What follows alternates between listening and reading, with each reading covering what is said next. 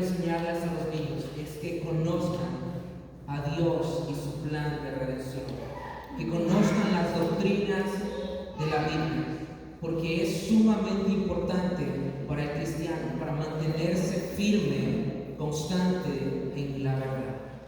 Hoy vivimos en una época donde la falsa doctrina abunda y sobreabunda.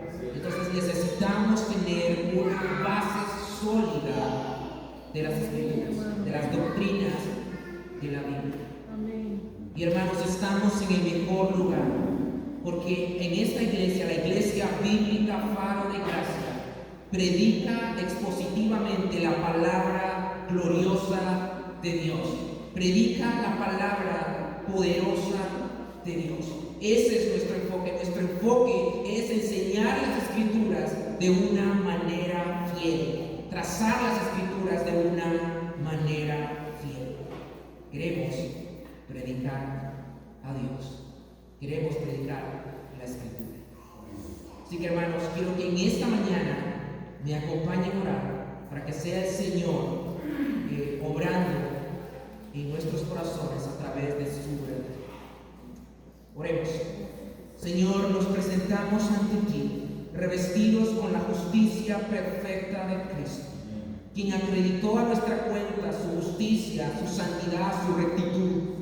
Gracias a Él tenemos lo que no merecemos: reconciliación, justificación, santificación, redención, amor, seguridad en tus promesas eternas y divinas. Señor, por favor, ayúdanos a conocer a nuestro Salvador glorioso. Ayúdanos a vivir pensando y haciendo lo que Él hizo en la tierra. Y que cada vez que hagamos una buena obra podamos decir, como dijo Juan Calvino: todo lo malo que veas en mí soy yo mismo, y todo lo bueno que veas en mí es Cristo. Señor, que no busquemos brillar nosotros, sino que Cristo brille a través de nuestra vida. Que digamos, como dijo Juan el Bautista: es necesario que Él crezca y que yo mengue. Gloria a nuestro Salvador Jesucristo. Gloria a Dios. En su nombre oramos. Amén. El tema de hoy es la persona de Jesucristo. Ese es el tema de esta mañana. Vamos a estar estudiando la persona de Jesucristo. En esta semana tuve un debate teológico que duró más de 1 hora y media con un hombre incrédulo, orgulloso y aborrecedor de Cristo. Este hombre negaba la deidad de Cristo y decía que Cristo era un ser creado. Él negaba al Cristo de la Biblia y se burlaba de las Escrituras, poniendo sus ideas, sus pensamientos sobre la palabra de Dios. Él negaba la doble naturaleza de Cristo. Venía yo y le presentaba los pasajes claves acerca de la deidad, de la doble naturaleza de Cristo, acerca de la eternidad de Cristo, y él venía y malinterpretaba los versículos y les daba un sentido léxico diferente. Los estaba sacando de su contexto, al punto de burlarse de la verdad de Dios. Estaba molesto por lo que este hombre estaba haciendo y diciendo, y le dije lo siguiente: hoy en día hay muchas falsas religiones como el mormonismo y los testigos de Jehová y muchas otras más que niegan que Cristo es Dios y humano. El problema es que al hacer esto no pueden ser salvos, porque no creen en el Cristo de la Biblia, sino en alguien que fue un hombre y maestro bueno. Por lo tanto, si crees en Jesús, tienes que reconocer su deidad y su humanidad. No puedes creer en una sola parte de lo que es Cristo. Debemos creer en la totalidad de quien es Cristo. Tuve que decirle esto a este hombre, porque él piensa que es salvo, pero realmente no es salvo porque no cree en el Cristo que revelan las Escrituras. Después de esto, lo llamé al arrepentimiento y a confiar en el verdadero Cristo de la Biblia. Él claramente siguió rechazando la verdad acerca de Cristo. Así que, hermanos, solo me queda orar por la salvación de este hombre y orar para que no siga engañando a muchas personas con sus falsas enseñanzas que van en contra de la esencia del Evangelio mismo. Este hecho me motivó aún más para predicar a Cristo y que cada uno de ustedes pueda tener un fundamento firme y claro acerca de quién es Jesús y cuán grande es su importancia para tu salvación. Hoy, hermanos, aprenderemos 6 características distintivas de Cristo con el fin de vivir vidas apasionadas por Él. Vuelvo y repito, hoy aprenderemos 6 características distintivas de Cristo con el fin de vivir vidas apasionadas por Él. En primer lugar, Cristo es eterno. En segundo lugar, Cristo es inmutable.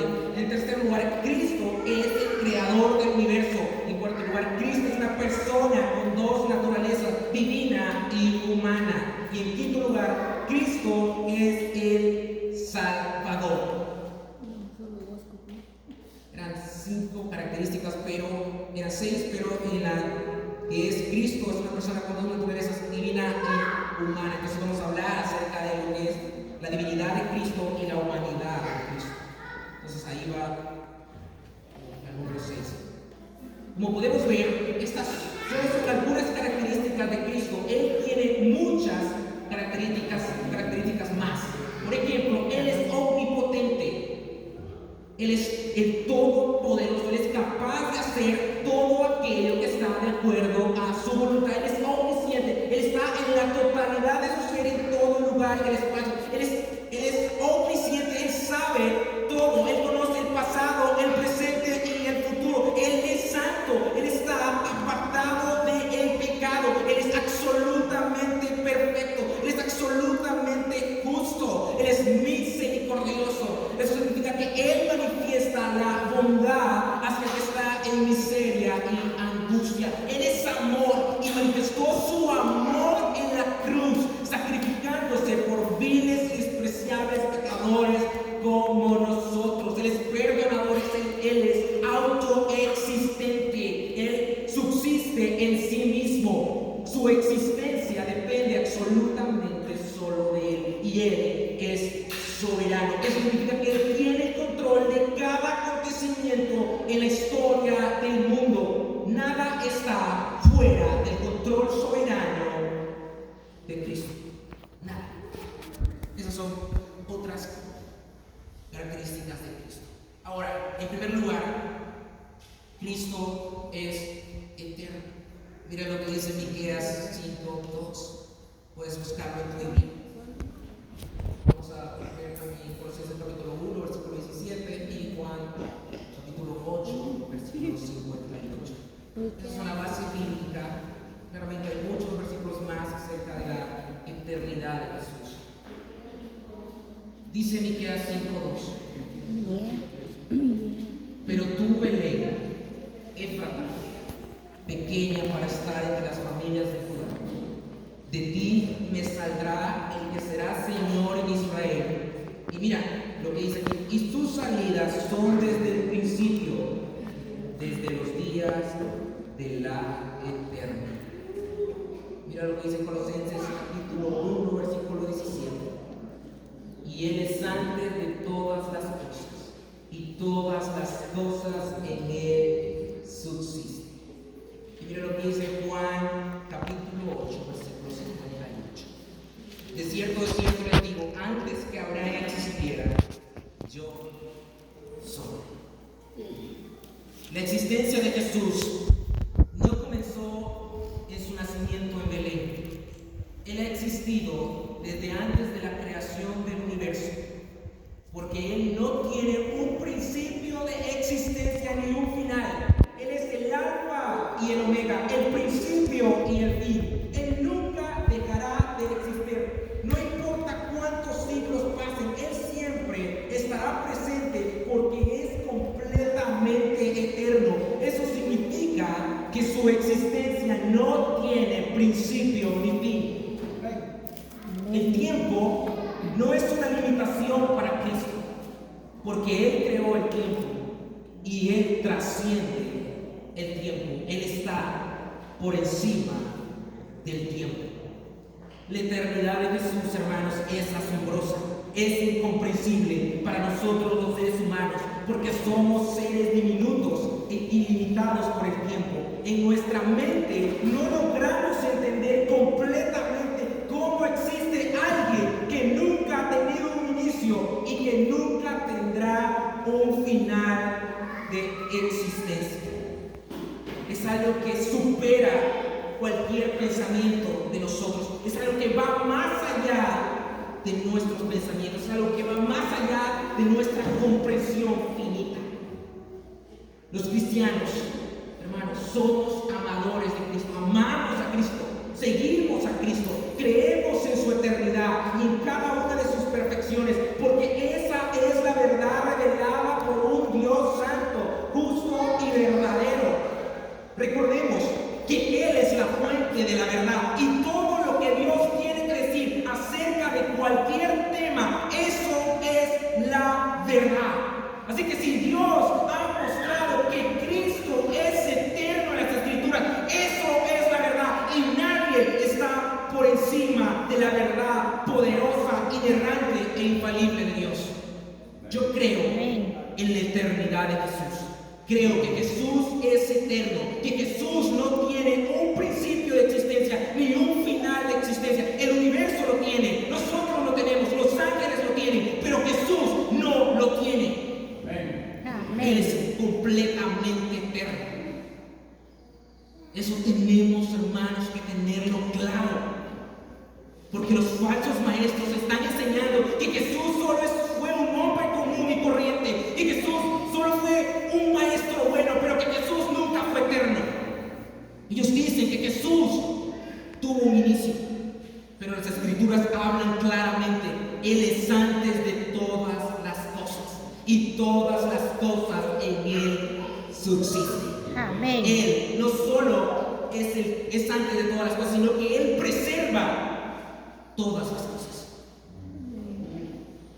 Eso tiene que quedar muy claro en nuestras mentes. También Cristo es inmutable. En segundo lugar, dice Hebreos capítulo 1, versículo 10 al 12.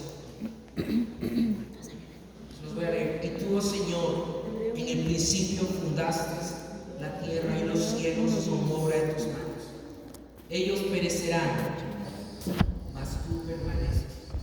Y todos ellos se envejecerán como una vestidura, y como un vestido los envolverán y serán mudados. Pero miren la última frase: pero tú eres el mismo, y tus años no acabarán. Y dice Hebreos capítulo 13, versículo 8, esto es muy, pero muy claro: Jesucristo es el mismo ayer y hoy y por los siglos.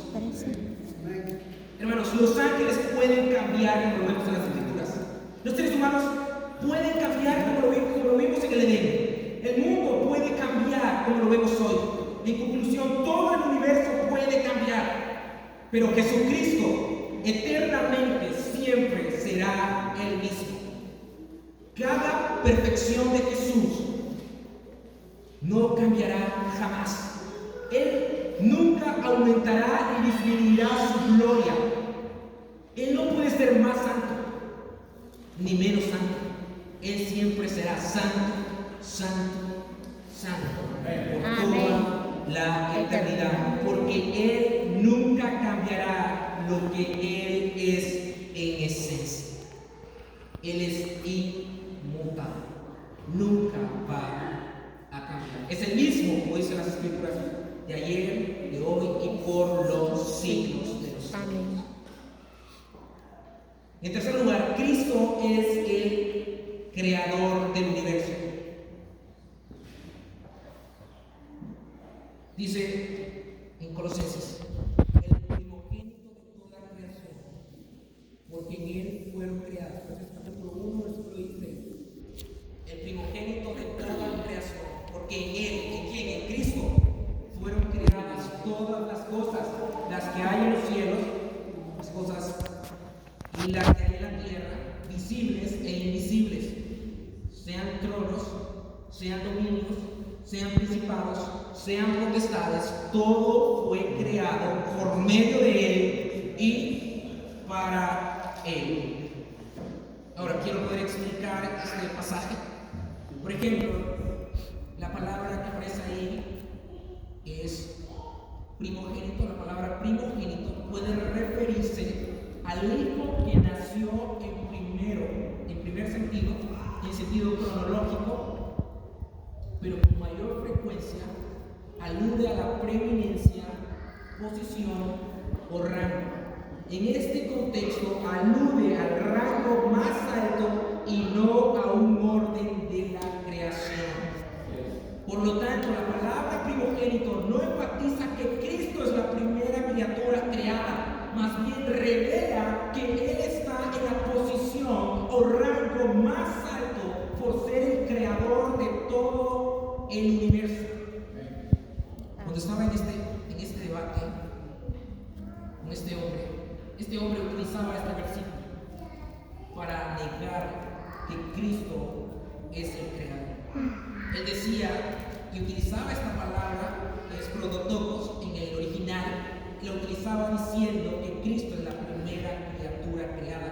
Pero yo le decía, lee el contexto, mira el contexto, le mostraba el contexto, porque en Él fueron creadas todas las cosas, las que hay en los cielos, las que hay en la tierra, sean tronos, sean dominios, sean principados, sean potestades, todo fue creado por medio de Él y para Él. Él no es un ser creado, Él es el creador del universo y Él está por encima de su creación, como lo enfatiza claramente la palabra primogénito, utilizada de una manera correcta, utilizada en su contexto. Así que, hermanos, tenemos base teológica, tenemos base bíblica para defender que Cristo es el creador del universo y que no es creación. Estos pasajes son claves para poder defender la verdad acerca de que Cristo es el creador. También lo miramos en Juan capítulo 1, versículo 3. Quiero que lo busquen, lo puedan tener. 1:3.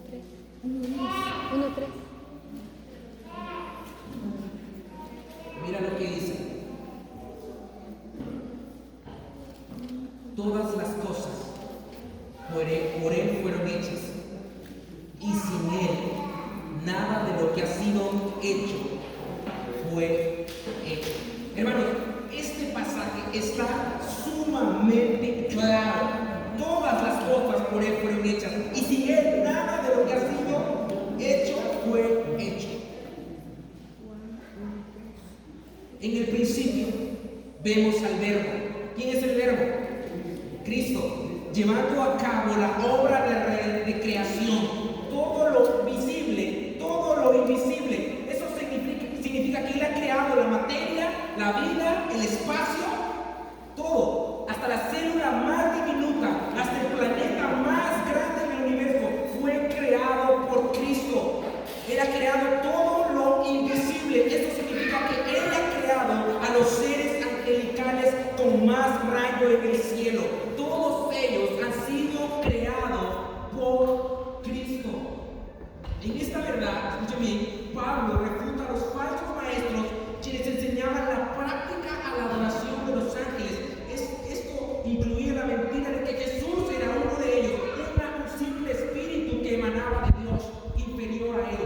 El propósito de Pablo de catalogar a estos seres angelicales, estas potencias angelicales, era mostrar, escuchen bien, era mostrar la superioridad, supremacía inmensurable de Cristo sobre cualquier ser que pudieran plantear los falsos maestros. Este era el contexto en la iglesia de los Colosenses. Estos falsos maestros estaban enseñando falsas doctrinas y Pablo las estaba refutando con la verdad acerca de quién es Cristo. Cristo, fueron creadas las cosas por medio de Él y para Él. Mira lo que dice el versículo de Colosenses: por medio de Él y para Él. Jesús creó todo el universo material e inmaterial con el único propósito, escuchen bien, con el único propósito de deleitarse y glorificarse a sí mismo. Por lo tanto, no fuimos creados para dar gloria a nosotros mismos, sino para vivir y dar gloria a nuestro hermoso Salvador Jesucristo. Recuerda estas palabras: toda mi vida viviré, no viviré para mí mismo, viviré para la gloria de Dios. La gloria de Dios es el propósito de nuestra existencia. No tienes otro propósito mayor. El propósito mayor de tu vida es vivir para la gloria de tu Creador y de tu Salvador Jesucristo. Si tú tienes otros propósitos que los has puesto en primer lugar antes que la gloria de Dios, estás mal, porque la gloria de Dios es lo más importante para el cristiano.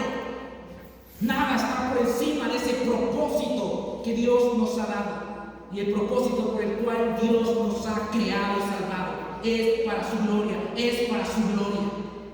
Nunca olvides eso. Tu existencia tiene el propósito de dar toda la gloria a Dios. Ahora, Cristo es una persona con dos naturalezas. ¿Escucharon bien? Cristo es una persona con dos naturalezas. En primer lugar, Cristo es Dios. En segundo lugar, Cristo es humano. Las dos naturalezas de Cristo. Versículo 15 de Colosenses, de capítulo 1, dice: Él es la imagen del Dios invisible, el primogénito de toda creación.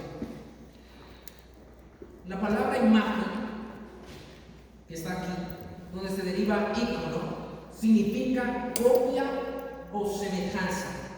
Esta enfatiza que Jesucristo es la manifestación, escuchen bien, perfecta y exacta de Dios. Él nos vino a revelar al invisible de forma visible.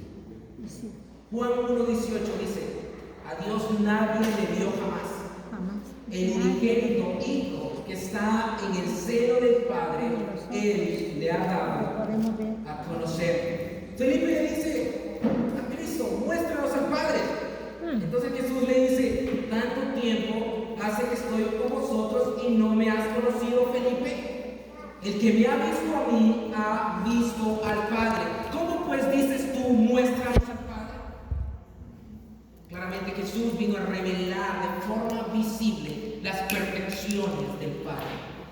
Hebreos capítulo 1, versículo 3. Este es uno de los pasajes favoritos para mí cuando hablo acerca de Cristo como Dios. Él dice, Hebreos capítulo 1, versículo 3: el Hijo irradia la gloria de Dios y expresa el carácter mismo de Dios, y sostiene todo con el gran poder de su palabra. Después de habernos limpiado de nuestros pecados, se sentó en el lugar de honor a la derecha del majestuoso Dios en el cielo. Como los rayos del sol despliegan energía, Cristo refleja y manifiesta totalmente toda la esencia de Dios. Esta es la respuesta bíblica para todas aquellas religiones y personas en todo el mundo que niegan la deidad de Jesucristo. Todos estos textos y muchos más son claros en manifestar que Cristo es totalmente Dios. Mira lo que dice Colosenses capítulo 2, versículo 9. Él dice que Él posee corporalmente toda la plenitud de la deidad. En Él reside corporalmente toda la plenitud de la deidad. Esto significa que en Cristo está la totalidad de la esencia divina en cuerpo humano. Él es el Dios hombre. Eso nos lleva al siguiente punto. Cristo es humano también. Él es verdaderamente Dios y verdaderamente humano. Muchos a través de la historia han afirmado que Cristo, cuando sea humano, dejó de ser Dios. Pero esto es algo falso, porque Él jamás dejó de ser Dios cuando tomó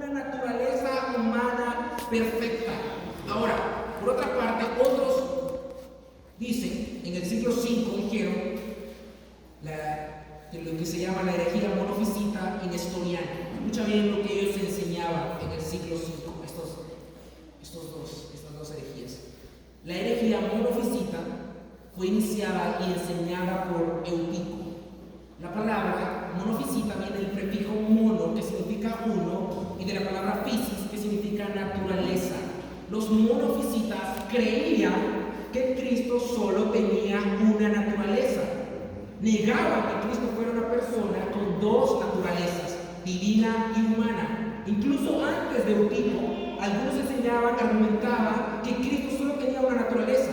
De esos algunos decían que Cristo era meramente humano, sin divinidad. Otros, como los docetistas, decían que era completamente divino, sin humanidad.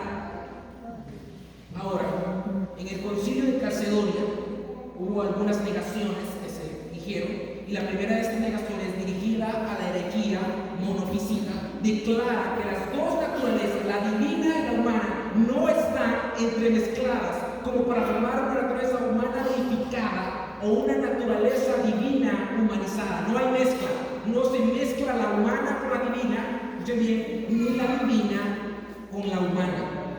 Tiene que quedar eso muy claro. La naturaleza humana siempre estaba sujeta a las limitaciones normales de la humanidad, y la naturaleza divina siempre conservaba claramente cada una de sus perfecciones, como su omnisciencia, omnipotencia. Él siempre conservaba su naturaleza divina, esas perfecciones. Por ejemplo, la mente divina de Dios, de Cristo, nunca perdió su omnisciencia en la encarnación. La mente divina lo sabía todo, aunque la mente humana no.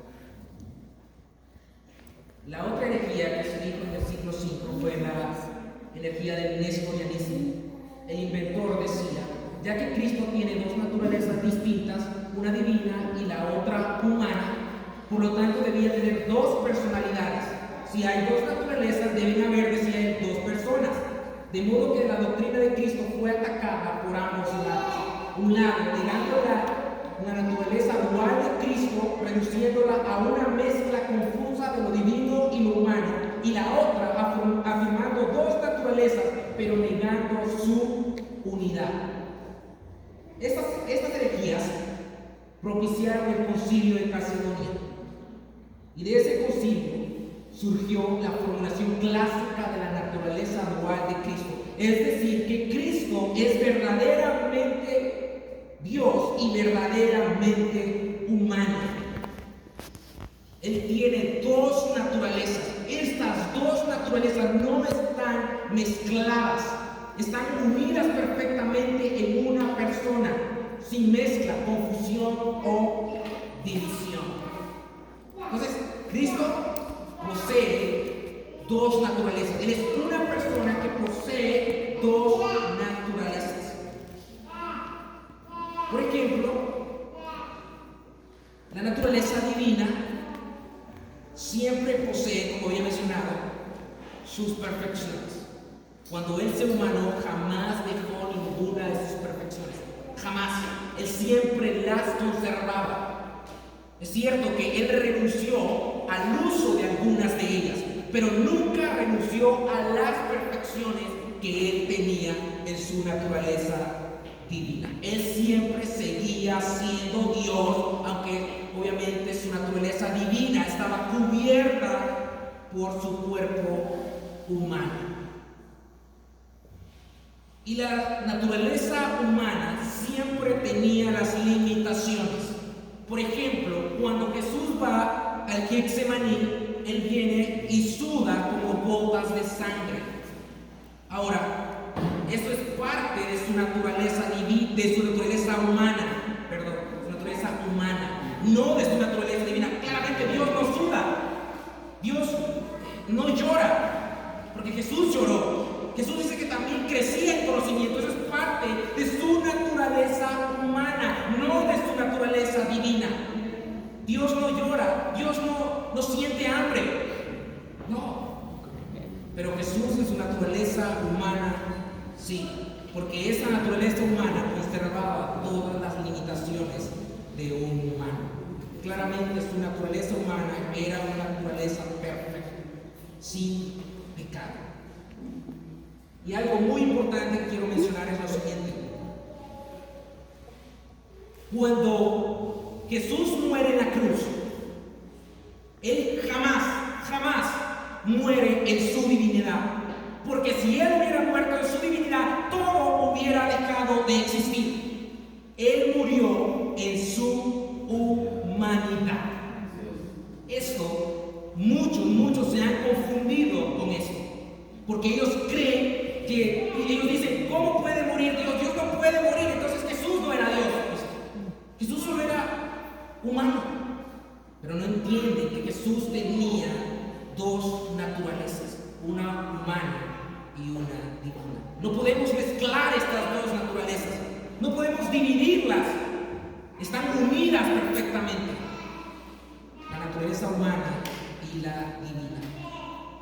Dice Juan 1:14, dice, y el Verbo fue hecho carne y habitó entre nosotros y vimos su gloria como del unigénito del Padre, lleno de gracia y de verdad.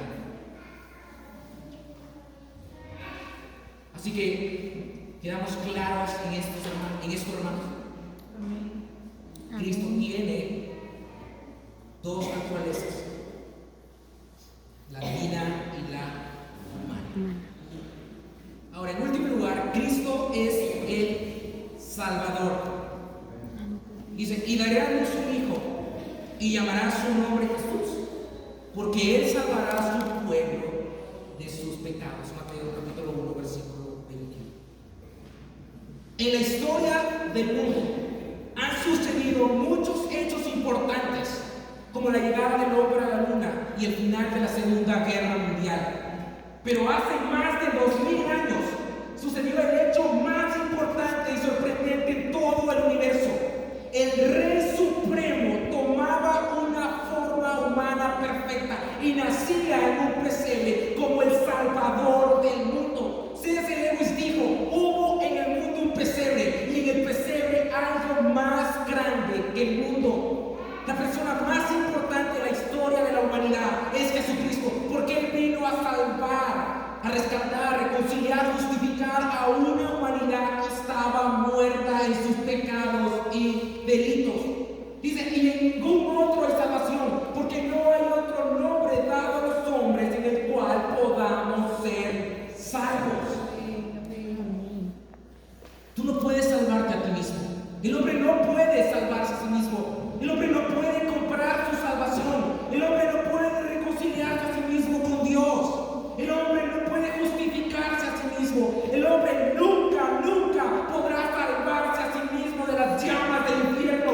El único que puede hacer esto es el ser más increíble, más glorioso de todo el universo, y es nuestro Señor Jesucristo. Amén. No tienes que confiar en ti mismo jamás para tu salvación ni en tus obras. Solo tienes que confiar en Cristo y en su obra perfecta, en su obra sustitutiva, expiatoria, porque esa es una obra perfecta. Esas obras jamás nos van a salvar. Solo la obra poderosa, suficiente de Jesucristo en la cruz. Él murió por nuestros pecados. Él tomó el lugar que nosotros teníamos que estar. Él murió por nuestros pecados. Él satisfizo la ira potente e infinita de Dios en la cruz. Él recibió el castigo que nosotros debíamos recibir. Él pagó en la cruz la deuda de nuestro pecado de una manera total. Él dijo, consumado es. Así que Jesús es el Salvador. Él es el Salvador. El día en que Jesús nos salvó es el día más importante de nuestra existencia. Amén. Recuerdo que antes de conocer a Jesús, mi vida se sentía vacía, sin un propósito o motivación. No miraba la gloria del Salvador y su evangelio. Estaba perdido y iba rumbo a las llamas del infierno.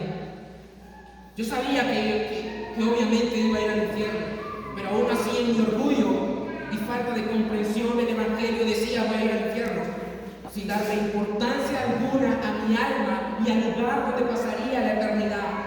Así que bendito el día en que conocí a Jesús porque Él me salvó por su gracia infinita de mi pecado y de la condenación eterna. Me siento ahora inmensamente feliz porque Jesús me dio vida, Jesús me dio una motivación, Jesús me dio un propósito a mi vida. Él es suficiente para mí. Él ha llenado el vacío de mi corazón y me ha dado paz, seguridad y un lugar en el cielo.